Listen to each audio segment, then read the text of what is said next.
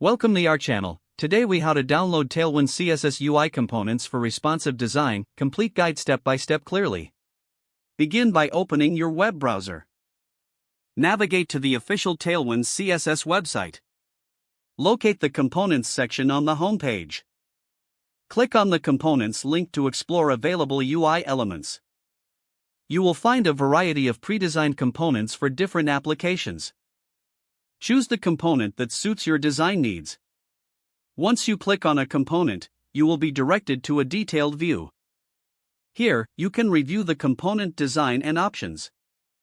Look for the Download or Copy Code button on the page.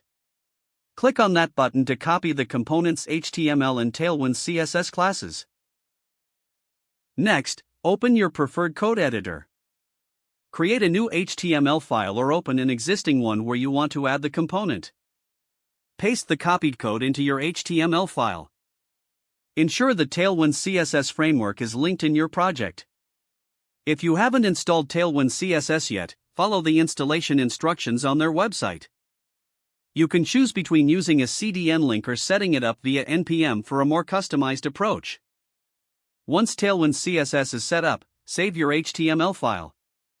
Now, open the file in a web browser to see the component in action. You may want to customize the component further to match your design requirements.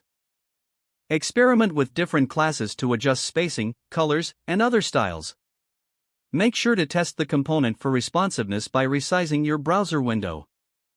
Check how it looks on mobile devices and adjust as necessary. Repeat the process for any additional components you wish to use.